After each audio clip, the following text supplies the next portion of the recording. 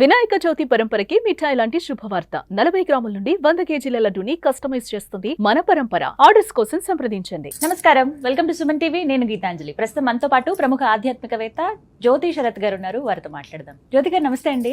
నమస్తే. వినాయక చవితి వచ్చేసింది అంటే సాధారణంగా చెప్తూ ఉంటారు, పిల్లలకి పెద్దలకి అందరికీ ఇష్టమైనటువంటి పండుగ ఇది వినాయక చవితి అని అంటే. వినాయకుడి రూపమే చాలా విశేషంగా ఉంటుంది.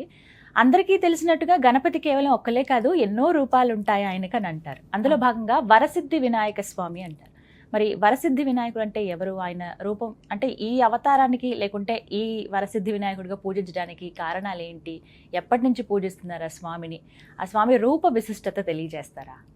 వరసిద్ధి వినాయకుడు అన్న వెంటనే రెండు పదాలు, వరము, సిద్ధి, ఈ రెండు ముందుగా మనకి వినిపిస్తూ ఉంటాయి. లేకపోతే మనం ఆ పదాల గురించి ఆలోచన చేద్దాం.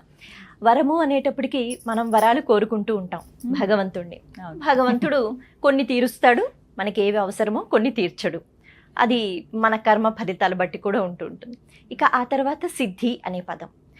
ఈ సిద్ధి అన్నది ఎప్పుడైతే మనం పొందుతామో అప్పుడు అమ్మయ్య అనుకుంటాం అనమాట. అంటే చాలా తేలిగ్గా అర్థం కావాలి అంటే ఎప్పుడైనా ఏదైనా పని, అది మన ఉద్యోగంలో కావచ్చు, చదువులో కావచ్చు, ఇంట్లో వంట కావచ్చు, ఏదైనా కావచ్చు, మీరు ఏ పని గురించి అయినా ఆలోచిస్తే అది జయప్రదంగా అయిపోయింది అంటే, ఒక వివాహము, శుభకార్యం ఏదైనా, అప్పుడు అమ్మయ్య అనే ఒక ప్రశాంతత వస్తుంది. పూర్తయిపోయింది. అది సిద్ధి కలగడం అంటే. కాబట్టి సిద్ధి అంటే ఎక్కడో ఏదో చాలా పెద్ద పదము, మనకి అందుబాటులో లేనిది అని అనుకోండా ఇలా అనుకుంటే సరిపోతుంది. ఏ పనైనా అలాగని చెడ్డ పనులు కాదు, మంచి పనులు, మనకి అవసరమైన పనులు, అవి పూర్తయిపోతే అమ్మయ్య సిద్ధి అని అనుకుంటాం. ఆ అమ్మయ్య అన్నప్పుడు ఒక ప్రశాంతత వస్తుంది మనసుకి, అనుకున్న కార్యం అయిపోయింది అని. ఇది సిద్ధి పదాన్ని కొంచెం అలా మనం అర్థం చేసుకోవచ్చు. అయితే కోరికలు అన్నవి చాలా పుడుతూ ఉంటాయి. ఆ మనసు ఏంటంటే అడుగుతూనే ఉంటుంది, మనం భగవంతుడిని అడుగుతూనే ఉంటాం. ఈ క్రమంలో జీవితం అంతా అయిపోతూ ఉంటుంది. పొందుతూ ఉంటాం, మళ్ళీ అడుగుతూ ఉంటాం. కానీ మనిషి అన్నవాడు 3 రకాలుగా ఎప్పుడు కోరికలు కోరుకుంటూ ఉంటాడట. 3 రకాలు ఎలాగా అంటే, ఒకటి శరీరానికి సంబంధించి, అంటే శరీరం సుఖపడాలి, నేను అంత దూరం నడవలేను కాబట్టి నాకు ఒక వాహనం కావాలి, ఇంతసేపు కూర్చుని ఉండలేను, కాసేపు విశ్రాంతి తీసుకోవాలి, పడుకోవాలి, బాగా వేడిగా ఉంది, ఏసీ కావాలి. ఇలా శరీర సుఖం కోసం ఇది ఎప్పుడు మొట్టమొదటి స్థానంలో ఉంటుంది. అంటే మన కోరికలు ఎప్పుడు కూడా అప్పటికప్పుడు నేను హాయిగా ఉండాలి, నా శరీరం హాయిగా సుఖంగా ఉండాలి అని అనుకుంటూ ఉంటాం. రెండవది మనసుకి హాయిగా ఉంటే చాలు, ఇష్టమైన వాళ్ళతో మాట్లాడటం, నాకు ఇది ఇష్టం, నా మనసుకి ఇది ఇష్టం కాబట్టి నేను ఈ పదార్థం తింటాను, వాళ్ళ దగ్గరికి వెళతాను, లేకపోతే ఆ స్థలానికి వెళతాను. ఇలాంటి కోరికలు మనసు గురించి పుడతాయి, శరీరానికి సంబంధించి కాదు. ఇక చివరిది 3వ స్థాయిలో ఉంటుంది. అది 3వ స్థాయికి ఎందుకు వెళ్ళిపోయిందంటే, అలా మనం ఎక్కువగా ఆలోచించమంట. అదేంటి అంటే, ఈ చిత్తము అంటే లోపల ఉన్న మనస్సు, ఇంకా చెప్పాలి అంటే లోపల ఉన్న జీవుడు, అంటే ఒక ఆత్మ ఉంటుంది కదా, అది శాశ్వతం. అది పాపం తిరుగుతూనే ఉంటుంది. ఇప్పుడంటే మనం ఇలా ఉన్నాం, నేను ఈ రూపంలో, మీరు ఈ రూపంలో, మళ్ళా జన్మలో ఏ రూపంలో ఉంటామో తెలియదు, మనిషిగా ఉంటామో లేదో తెలియదు. అటువంటి సమయంలో ఈ ఆత్మ, ఈ జీవుడు, దీని గురించి ఏమైనా కోరికలు కోరుతున్నామా? లేదు. ఎప్పుడు కూడా ప్రథమంగా మన శరీరం కోసం, తర్వాత మనసు కోసం, ఆత్మ కోసం మనం కోరుకోవడం లేదు. కానీ తెలుసో తెలియకో మనం చేసే ప్రతి పూజలో చివరికి మంత్రపుష్పం ఏదైతే ఉంటుందో అక్కడ ప్రచోదయాత్ ప్రచోదయాత్ అన్నట్టుగా అడుగుతూ ఉంటామట. అంటే బుద్ధి ఏదైతే ఉందో అది వికసింపచేసి మేము జ్ఞానం వైపు అడుగులు వేసేటట్టు చూడు అని. ఒక్కొక్కసారి మనకి అర్థం తెలుసు, ఒక్కొక్కసారి తెలియదు. కానీ ప్రతి పూజలో చివరికి మంత్రపుష్పం యొక్క పరమార్థం అది, బుద్ధి ప్రచోదనం కావాలి అని. ఎప్పుడైతే మనసు హాయిగా ఉండాలి, లేకపోతే శరీర సుఖం కోసం అని కాకుండా ఆత్మ సుఖపడాలి, తర్వాత ఈ జీవుడు ప్రయాణం చేస్తే ఉత్తమ లోకాలకి వెళ్ళాలి, లేదు పాపము పుణ్యము శూన్యమైపోయి మళ్ళా జన్మ అన్నది లేకుండా మోక్షం పొందాలి, ఇటువంటి కోరికలు కోరాలి అంటే బుద్ధి ఉండాలట. అంతే కదా. ఆ బుద్ధి లేకపోతే తాత్కాలికంగా ఏవైతే కనిపిస్తూ ఉంటాయో, ఏదైతే మెరిసిపోతుంటుందో దాని వైపు ఆకర్షణ వెళ్ళిపోతూ ఉంటుంది. అప్పుడు ఈ ప్రథమ స్థాయి, 2వ స్థాయి అక్కడే ఉంటాం, 3వ స్థాయికి రాం. అలా జీవితం అయిపోతుంది.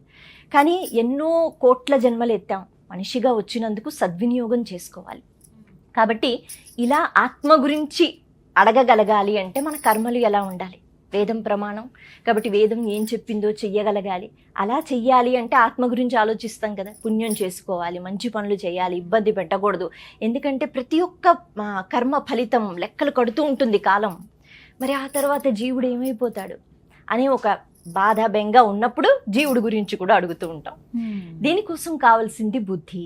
ఎప్పుడైతే ఆ బుద్ధి వస్తుందో ఆత్మ అంటే జీవుడికి సంరక్షణ కలిగి మనిషిగా పుట్టినందుకు తరించిపోతాం. అది సిద్ధి అనుకోవాలి. కాబట్టి సిద్ధికి ముందు బుద్ధి ఉంటుంది. ఆ బుద్ధి వికసనమైతే అన్నిట్లోనూ సిద్ధి పొందుతాం.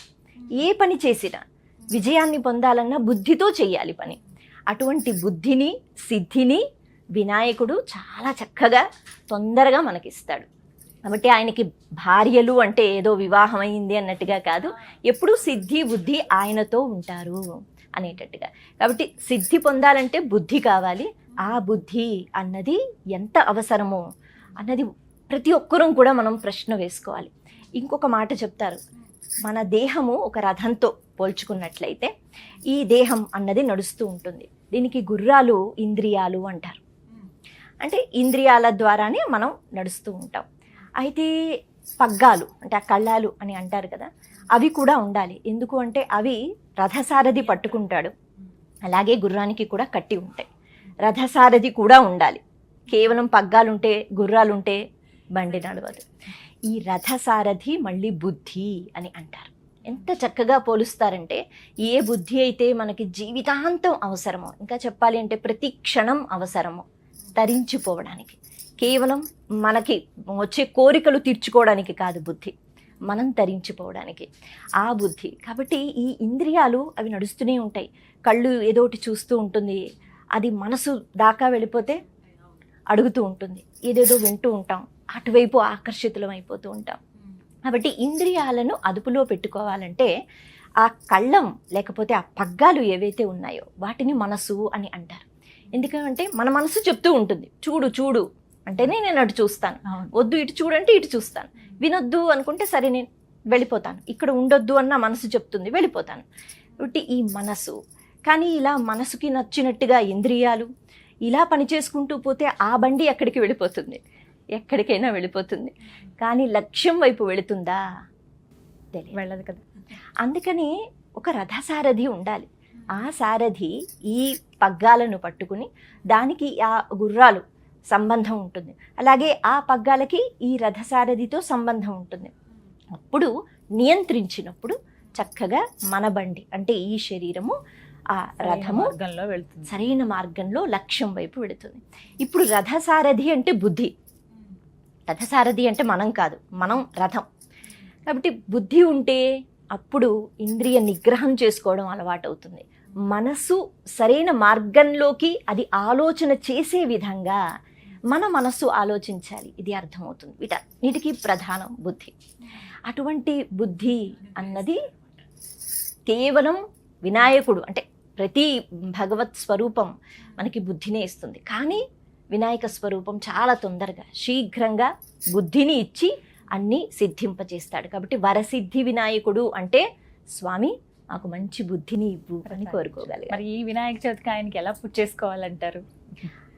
అంటే పూజా పద్ధతులు సాధారణంగా ఒక్కొక్కరి ఇంట్లో ఒక్కొక్కలా ఉంటూ ఉంటాయి.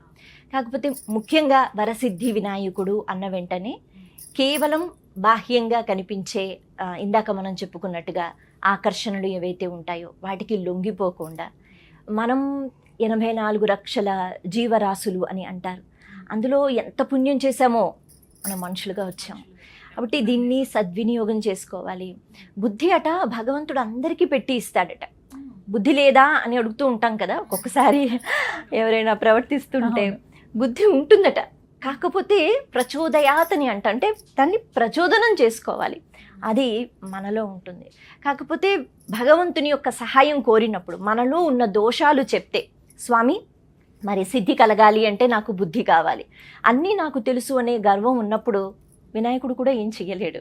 కాబట్టి వరసిద్ధి వినాయక స్వరూపాన్ని చూసిన వెంటనే తండ్రి మాకు బుద్ధి ఇవ్వు, ఈ బుద్ధి మా వాక్కులో మా చర్యలో, మా కర్మలో, మా ఆలోచన విధానంలో, అన్నిటికన్నా ముఖ్యం మొదట్లో మనం చెప్పుకున్నట్టుగా మనం అడిగే కోరికలలో ఏ కోరిక పాడు చేసేస్తుంది, ఏ కోరిక పతనం అయిపోతాం దానివల్ల, ఈ ఆలోచన అంతా బుద్ధి వల్ల. కాబట్టి బుద్ధి అంటే కేవలం చదువుకుంటున్న పిల్లలకి మాత్రమే కాదు, జీవుడి ప్రయాణంలో చిట్ట చివరి ఊపిరి వరకు బుద్ధి అవసరం.